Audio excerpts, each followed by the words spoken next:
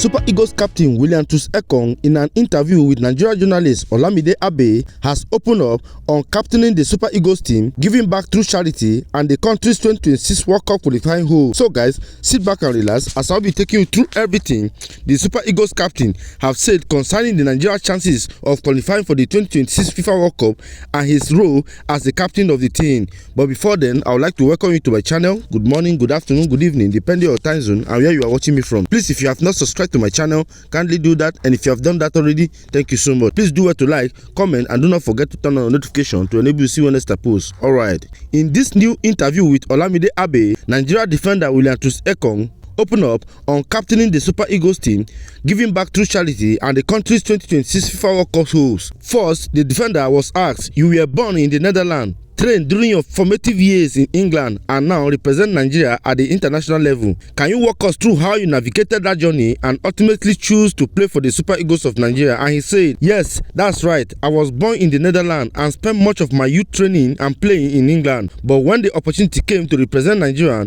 the decision was very easy for me. I remember when the late Stephen Keshi, who was not only the national team coach at the time, but also someone I look up to immensely, called me up. He was an idol to many of us.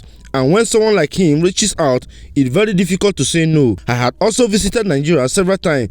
Growing up, my father lives in Lagos in GRA, and so Nigeria always felt like a home to me. Representing the country was something I always dreamed of, and I was determined to grab that opportunity with both hands when it came." And immediately after that, the Super Eagles captain was further asked, "It has been 10 years now since you made your debut for Nigeria. Has there ever been a moment during that time when you regretted your decision to play for the Super Eagles of Nigeria?" And he said, "No, never. Not even once. I have never had a moment where I thought maybe I shouldn't have chosen Nigeria. I have always been proud of my decision, and I carry that pride every time I step onto the pitch in green and white." Furthermore, the captain was also asked, "Is there a common misconception Nigerians have about you that you do like to correct?" And he said, "To be honest, no, I don't feel the need to correct anything. People will always have opinions, and I can't control that. It's not something I lose sleep over. I try to stay true to myself, and I think I have been consistent in showing who I am, both the good and the not so good side. At the end of the day, not everyone is going to like you, and that's fine. What matters is that I know who I am, and I am comfortable with that." And immediately after that, the Super Eagles captain was asked, "Nigeria has been active in cutting players born abroad like you. What would you say to those who are still considering whether or not to represent Nigeria?" And he said, "I will never try to pressure anyone into making that decision. Representing Nigeria has to come from the heart.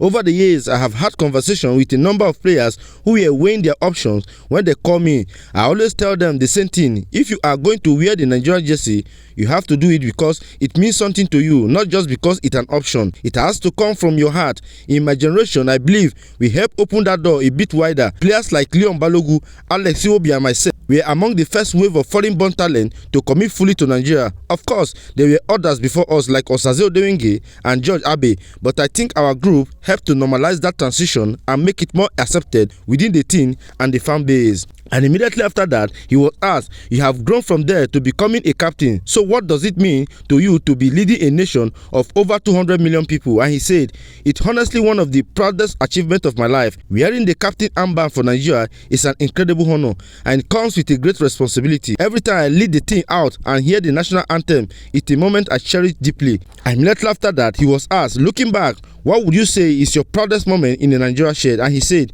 "That's a tough one because there have been many. Every time I stand for the national anthem, I feel a sense of pride that is hard to describe. But if I had to pick, I do say playing at the World Cup stand out. I was just 24 at the time, and it was a massive stage. The Olympic was also a great experience. I was 21 then, and I have now played in 3 African Cup of Nations tournaments. Each of those moments at the big tournament has been special in its own way." Immediately after that, the player was asked, "At the last African Cup of Nations, you were named player of the tournament, yet you also lost the final. What was going through your mind in that emotional moment, receiving an individual accolade but also losing the title?" And he said, "That was a bittersweet moment.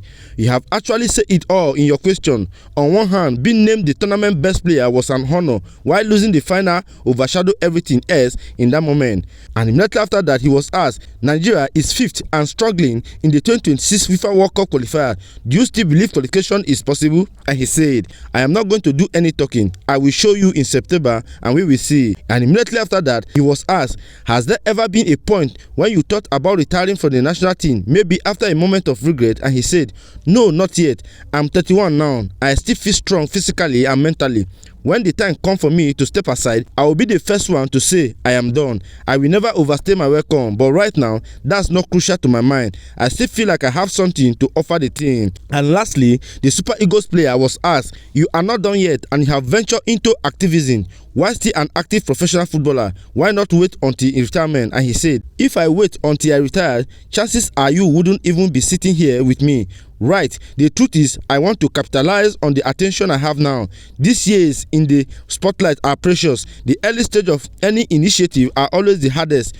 Once we get things in motion and develop a working model, it becomes easier to sustain, and then I should be able to continue this with or without playing football. So guys, this is everything Super Eagles captain William troost-ekong have said concerning the Super Eagles' hope of qualification for the 2026 FIFA World Cup and his role as the captain of the team. What do you think about everything he have said? Do you think that Ekong is actually proud to bear the shirt for Super Eagles of Nigeria? Do you think he has done everything possible to be where he is today? Please, whatever your opinion may be about this, I would like to see it on the comment section. Do well to like, comment, and do not forget to turn on notification to enable you to see when next I post. Thank you for watching this video. See you in my next video. Bye.